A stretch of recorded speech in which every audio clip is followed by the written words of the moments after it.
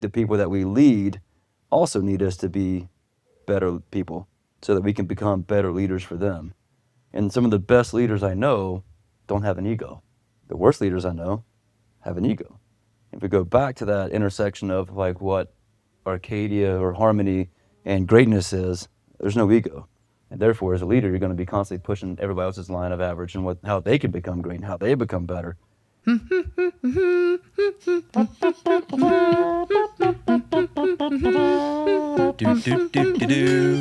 Welcome to the Friends with Benefits podcast, a business podcast about revenue-generating partnerships, not a podcast about business time with friends. We're your co-hosting couple. I'm Jason. And I'm Sam. Welcome to the show, friends. Friends, welcome to season 3. We've made it. I'm so excited to be back. I missed it. It feels like we haven't podcasted in like a year. Because we haven't. I'm so sorry. It's been a while. It's been a lot that's happened since we last recorded season 2. We've had a full summer. Yeah, we sure did. A lot of camping. We hosted an event. We did. The second Arcadia Leadership Experience. And it was a pretty dang good time. I agree. We had 65 of y'all join us in Montana. But today's podcast episode to kick off season 3 is also from the Arcadia Leadership Experience. Yes, none of the sessions at ALX, as we refer to it, are recorded except for this one. So we decided to share it with you. Treated as a live recording. And I think one of my favorite parts were some of the folks in the audience, we'll call it, started to hum the theme song. And I was like, oh, wow. Did not expect that. That was super fun. Brand recognition. That's right. Yeah, also, since we last podcasted, you've had some major changes. I have. I quit my job. Is there an applause button? I'm pretty happy about that. Super happy. So I am now full-time on Arcadia, which is very exciting because there's so much work to be done. For those that are new and don't know, Arcadia is our company where we do the event, some other stuff. This podcast is now a production of that. You can learn more about us at bearcadia.com. And also, we started a community, but we lovingly refer to it as a constellation. That's right, because we're all one big, beautiful picture made up of a bunch of stars. Also, you can learn more about that at bearcadia.com. But we're really having a fun time with it. People who came to the event wanted more ways to continue to grow as leaders and bravely and safely invest in themselves. And so that's what we're doing in the constellation all year long. If that sounds like something you're interested in, let us know. We'd love to have you there. It's been a great time in the first 6 weeks we've been running this. It's super fun, really great conversations. We're able to go deep and create a space that people are looking for, which also in turns leads to, I think, some of the changes that we're going to see here on the podcast. Agreed. So yeah, the podcast is still going to be what you have known and loved. We're still going to have all the same friends. Same theme song. But we're going to talk less about how to build said programs and more how to build the life we want. We will still definitely touch on business, but we're going to talk more holistically about the people behind the titles and the salaries and what makes them human, what makes them tick, what makes them thrive. A lot of purpose and intention. And I think one of the things we talk about at our events is creating a space to allow folks to safely and bravely invest in themselves. And we want to try to bring that through within a podcast that allows you to also hear how people are doing that for themselves and really encouraging you, the listener, to do the same thing. So this episode is, as we discussed, a live recording of Jason and I at the Arcadia Leadership Experience, talking about what it means to be great and be Arcadia. So with that, be great, be Arcadia. Well, we're going to bring it home. Last year, we closed the session out and actually used it as our first ever live recording of the Friends with Benefits podcast last year. So we're going to do the same thing with this session. We're still friends. We still got benefits. Yeah. You guys, all of you have benefits. So yeah, we're going to record this at the podcast. If any takers to hum the intro music, we'll take it. So here we are. How's everybody doing? Good lunch? Makes me happy to see you guys all out there. It really does. Okay, so we're just going to get into this here. Yeah, let's just jump right into it. Let's just have a conversation. All right, so this is the Arcadia Leadership Experience. ALX. Let's just start from the very beginning. Why did we start this? Where'd the idea come from? What are we doing here? Yeah, we're having a good time. The idea came, almost 2 years ago. I was working with Will at Reveal, and we stepped out to start Arcadia. Really, thanks a lot to Simon at Reveal. We really had started the company to go help other companies, clients of Reveal, to better understand how to integrate partner data, strategy, and tactics into their go-to-market activities. That's a lot of the success I had running partnerships at Drift and Terminus back in the day. How do you implement this stuff in? And I started thinking about it, like, what do we actually do to do that? Like, how do we work with sales and marketing teams to solve that alignment problem? What we're trying to ultimately do is establish harmony. So I started thinking about harmony, like how we do that, how we build these relationships, etc. And then I happened to come across this word Arcadia. And I sat on it for a while, and I was like, man, I love like what it stands for, what it is, like very much like even outside the work I was doing. So long story short, started Arcadia as a consultancy to help sales and marketing teams understand how to implement partner data, strategy, and tactics into their daily activities. Started doing some work for clients. Consulting work was great. If you know, you know. It was what it was. So we started talking. We both have extensive careers and experiences and conferences. So we started to kind of daydream, like, what would it be like to have our own event here in Montana? Be super rad. Started floating the idea past a few people, and they were like, yeah, if you ever do something, we're there. I'm like, all right, we're going to put your money where your mouth is. And so we started talking like about Arcadia and the principles of Arcadia. And yeah, if we wanted to have this partner, quote unquote, conference, like it couldn't just be partner people. We had to have the go-to-market team in the room. We had to have CROs like Andrew and CMOs like MK and everybody in the room who can help guide and lead that conversation to how we actually understand and find harmony. So we started talking about like, all right, this is going to be a big lift. We can get the partner people here, but getting the other side of the equation here was might be the challenge. But it wasn't. We had 50% split last year, and it was great. We decided like, let's put this event on. Let's do it Montana style. I think I pitched to Tyler, let's come to Montana and do some Montana shit with us. And he said, send me the DocuSign. And he did. But more importantly, what we began to explore was like, we're very much people that are about people.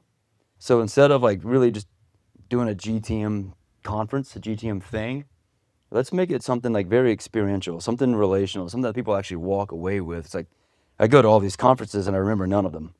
And like, it seems like a big waste of money, really, in my opinion, right? Like, let's build something that people can experience, they can build relationships with, they can find harmony for themselves.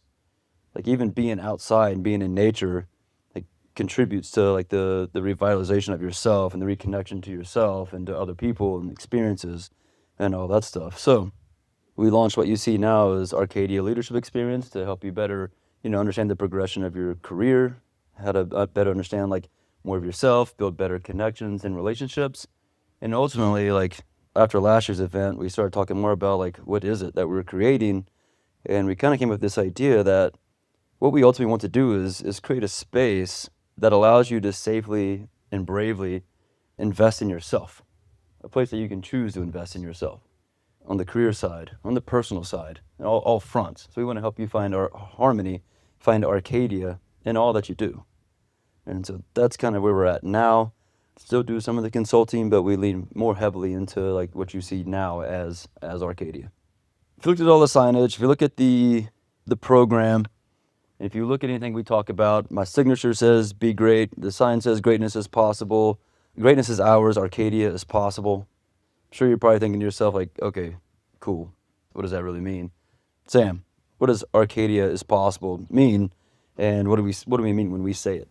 Well, you just kind of talked about how this all started as an event, but I think we learned firsthand, those of you that are return, thank you for being here. You were certainly teachers to us in this, but it has become something so much bigger than these 3 days we spend in the wilderness in July.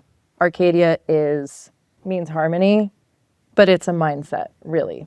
You just used the word choose, and I think that that's such a thoughtful, important word because we all get to choose this. You all chose to be here. We get to choose how we enter the world with our energy, as MK talked about. We get to choose how we show up with our mindset and how we show up for ourselves first, and each other second. And that influences everything we do. There's a huge ripple effect to that. So I think Arcadia is not a destination. It is a journey, and it is something you wake up every morning saying, how can I be great? How can I make harmony possible today? I love that. I think to add on to that, like, I think there's a beautiful intersection of like harmony and greatness and what that means in our life. And, you know, it's really in choosing to invest in yourself wholly and intentionally and leaving aside, like we use the word ego quite a few times the past couple of days, which I found interesting. It's like, I feel like that's the opposite of like the balance of harmony and greatness. And it's like we're really pursuing our whole self and everything that we do with intention and purpose. Agreed.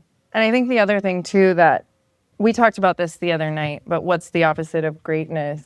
And I think the opposite, well, I'm stealing your words. You think, I agree. The opposite of greatness is average.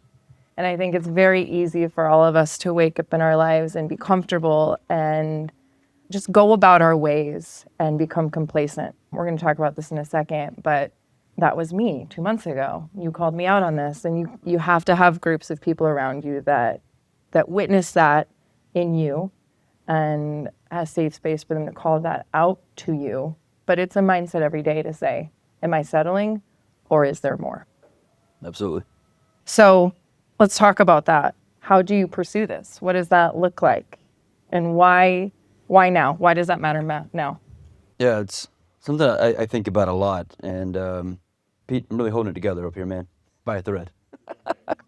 Jason's the crier between the two of us. The pursuit of that's why. Arcadia is like, you mentioned it great. It's a mindset, and it's choosing to not be average. And I think we get lost in this trap of thinking like the opposite of greatness is failure, but no, failure requires effort, just like greatness does. Greatness requires effort, and pursuing something and doing some hard shit, doing hard things. That's why last year we talked about challenging yourself and doing hard things. We had a lot of really great conversations around the fire last year about doing hard things. Me, Julian, Will, and a few others that aren't here. We had some great chats about that. It was like, I feel like to chase great things and chase greatness, you have to put yourself out there and dedicate yourself, discipline yourself, and take some risk. Like we took the big risk on this last year, and it paid off, right? And I'm not saying that we're great, but like what I'm getting at is like greatness is ours is a pursuit. We never get there.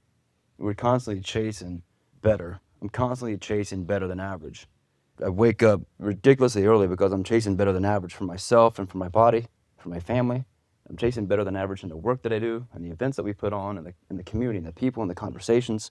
Like if you talk to me, I try to bring a different level of conversation because like I want it to be better than average. I just want everything to be like, if you take the principles of atomic habits and 1% better, it's like just better than average. Let's just keep pushing because like my line for average keeps moving. If I keep pushing that line better than average, then that average keeps moving, that greatness barrier keeps growing. And I think it looks different for all of us. We talked about this the other day. It looks different. It looks different for me. It definitely looks different for you. I don't get up ridiculously early. And I think like there's all of us in here, and I was having this, maybe Willie, you and I were having this conversation last night about this group is. It's unbelievable is what he's trying to say. It's a special group. You guys are blowing my mind all week. There's no pretentiousness here. There's no fake. And like it's a solid crew. Like I look at them, like I'm humbled and floored and honored, fucking crying, talking about you because like I see it. And like we're all better than average. We all have the opportunity to chase it and be great with the things that we do, the lives that we live. And it's not just about the work. Like, yeah, the work is cool, it's fun, it pays the bills, but like how can we be great in like our relationships and our marriage and our friendships? How can we be great in the offers we put out there and the things that we do? How do we show up as a dad? Like how do we go home to our spouses and decide like, you know what? We're gonna be great. We're gonna be the envy of all the other spouses. Right? Chase that. And I think it matters now because like we're up against so much shit in the work that we do, society, everything else. Things are just hard. Right? We make things extraordinarily hard on ourselves. And so like finding that one thing that kind of brings us harmony, brings us peace, and allows us to invest in ourselves and chase something that actually matters, I think that matters now. Because if you look at the work we do, like we're all in these roles where we get these, you know, maybe we've got taken on some money, these high valuations, there's super duper pressure. You know, like what am I supposed to do here? And like how do you kind of come back to yourself and focus on what matters? Like how do you make the main thing the main thing? And like, if you kind of understand like what that means from the professional side, and I think we have had some really good chances to chat about what it means from a partner perspective and a go-to-market perspective and how we can incorporate more of that into the work that we do, but also find it in the personal side of things. Like we find this peace, we find this harmony to know that we're on the right path, that we're going the right place. Morgan summed it up greatly. A lot of the things I've been thinking about lately is like what Morgan talked about. Like, what are the areas that I need to kind of like stack rank, so to say? And I was talking to Morgan earlier. It's like I actually hired a coach recently because like I felt like, okay, if I've gotten to a 6 or a 7, like I need help getting past. I need somebody to coach me how to get to the next level and to find that for myself, right? Like we can push ourselves pretty decently far before it's like, all right, let's get some outside perspective. And again, this matters now because like as a society, I think we get lost in the shuffle. We get lost in the acceptance of average. Like if we're looking at Morgan's chart, like 4 or 5 is average. We get stuck, we get complacent there, and we get okay with it. Right? And we lose out on kind of what makes this life special. It's really all we've got.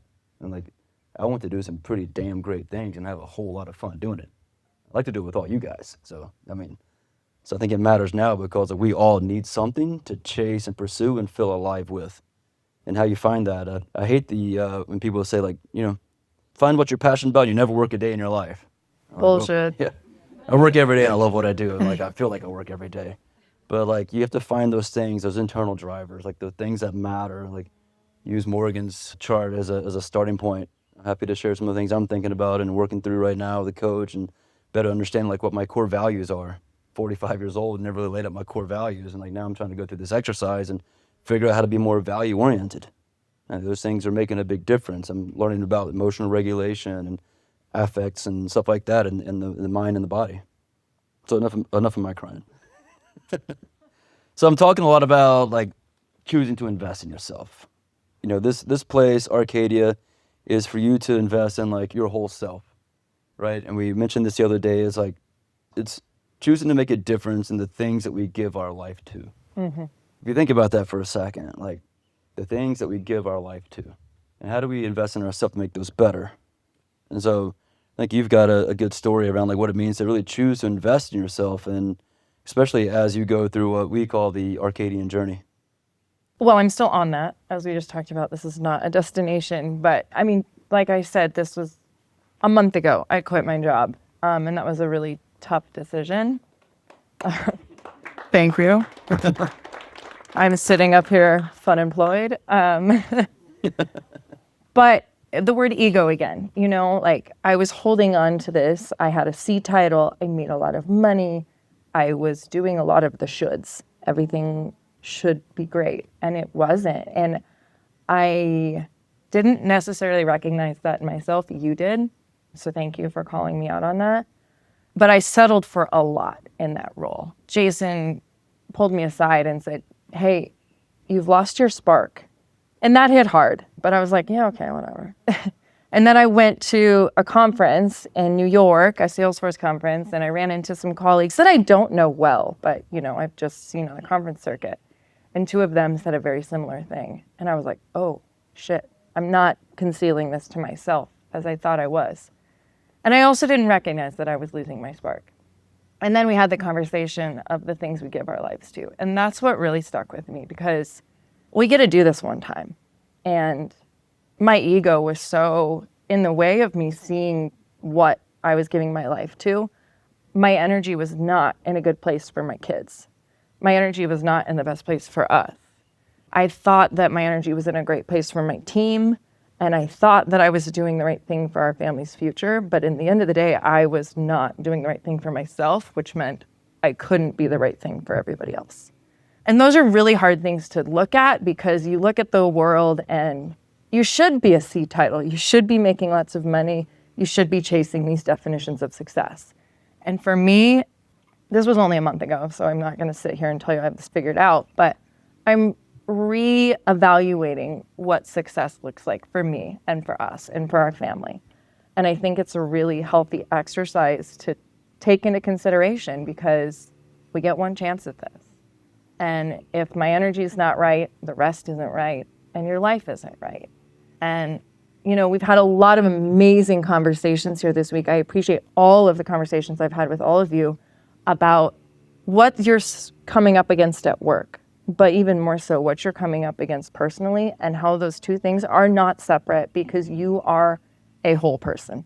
And you have to consider that when you're going through these things. Absolutely. So again, if like Arcadia is possible, I think it's possible for everybody here. Hopefully we're communicating that Arcadia is a mindset. Like it's not just harmony, it's like not this idyllic version of natural splendor. It's a mindset of how you pursue and chase these things. Like, how is it possible? Well, I think I'm not going to give you the answer because I don't know the answer, but I know what's working for me, and I know I'm exploring different things for me. I guess the answer to you all would be ask the question, be curious, understand. I don't know, like, I do know who was in the sound bath yesterday because I was there, but she said something that was like, if this feels uncomfortable to you, why? And I think that's kind of the first thing to take forward. Like, notice where things aren't good and lean into that. For me, what's working is making space for myself. I've really come into meditation. I'm obsessed with sound baths now. So I'm like finding ways where I can protect my energy, and I'm starting to make things again. I'm an artist. I gave that up. Like, these are the things that fill my bucket. And I think it's so easy for us to push those under the rug because they're not lucrative. They're not important. They don't serve a purpose. But at the end of the day, this is it, y'all. This is the purpose. And so leaning into that a little bit more is what I'm doing. And is that the right answer for you? I don't know. But do you? Are you exploring that? I think that's the question. Yeah, I think you mentioned it earlier. I think it hits the nail on the head. Is that I think the journey, the Arcadian journey, if we may, TM, starts with choosing yourself. Mm-hmm. It's hard to choose yourself, especially, as parents, as, in a relationship, try always constantly giving of yourself. If you're in a leadership role, constantly giving of yourself. But I think there comes a point where you got to stop and say, like, am I choosing myself? Am I making the best decisions and choices for me, for what's best for me in my life and my career? Am I continually elevating those levels and pushing that line of average out further? Am I finding like the peace that I'm looking for, the harmony that I'm looking for? And I think, every leader, especially leaders, needs and should have that. So, okay, you just said the word leader. Let's talk about that for a second. Like, why did we gather this group of leaders? What's the point of doing this together? That started back early days of like Arcadia, and I was like, there wasn't a whole lot of places for leaders to really invest in themselves. And, I kind of felt we call it charge or mission or whatever, to really invest in leaders and give them a place to develop and grow and drive the progression of their careers and their person. And so like that's kind of why we went the Arcadia Leadership Experience. Like, you have to be in a leadership role to attend. That's why there's an apply to attend kind of thing. There are exceptions made, but for the most part, it's a leadership event. We wanted to really invest in leaders. And the whole side of the coin of like why we want to help you like grow in who you are as a person, find harmony in yourself, is that we believe this. We believe better people are better leaders, right? And better people need to be around better people who can help, whose averages are maybe slightly higher than ours, or trying to be pushing higher, like people that we can have, peer-to-peer conversations with, people that are chasing or on the same pursuit as we are. All right, if you notice, you come in and like your conversations are immediately kind of at their level set as you walk in the gate here. We create an open space, that we mentioned earlier that allows you to feel safe and brave to kind of have those conversations and allow you to invest in yourself and have these deep conversations out of the gate, right? And we feel like that's what helps you become better people. And I think the people that we lead also need us to be better people so that we can become better leaders for them. And some of the best leaders I know don't have an ego. The worst leaders I know have an ego. If we go back to that intersection of like what Arcadia or harmony and greatness is, there's no ego. We're constantly pushing our own line of average. And therefore, as a leader, you're going to be constantly pushing everybody else's line of average and how they can become great and how they become better. Like, you're no longer just trying to serve yourself, but you're trying to serve others because you figured out, like, hey, this was what matters to me. I want to be great. I want to help others chase great. And it's like we want to gather a group of you guys, not a ton, like 65 is maybe the number it always is. Any bigger than this, and it just feels like we just can't. form that tight-knit relationship. Otherwise, we're going to have to do this for like 2 weeks, which will be difficult for you guys. And we really, truly believe that better people are better leaders. And that's where we want to help you guys consistently grow to, get to, connect to, and connect with, so that you guys can figure out, like, what are the parts of my life where, you know, I can continue to grow. I love that Morgan set us up so great yesterday. It's like, those are the parts of life that matter. Like, those are the parts that, like, most of those I've written down. I probably should write finance down as well and see what that looks like, but focus on the other stuff. I'm a relationship guy. I got that one covered. Yeah, thank you. So that's why I think it's important for us as leaders to gather, and just so we can have a place that's invested in you, the leader, and help you grow in your own leadership pursuits and your own personal pursuits. Well, let's talk about what's next, because 2 days in July is really lovely. But how do we take this feeling, these connections, and carry that forward? I mean, again, I'm going to echo what I said at the beginning. So we wrote this down. It's kind of the drive right now is to create a safe space that you can safely and bravely choose to invest in yourself. And I think ALX is not an event. It's more of a kind of a launching point to the Arcadian journey. And so, like, as a result, we want to kind of provide some opportunity for you guys on a recurring basis, whether weekly, monthly. And we're going to be launching the Arcadia community. As a result, we want to bring other leaders in and create these experiences that matter, whether they be, virtual, online, smaller stuff, and maybe like San Diego. Hello, guys. I got a few of you out there that we in the Sunshine State. News to me. That one just came to me like, we need to be in the San Diego. I'm just kidding.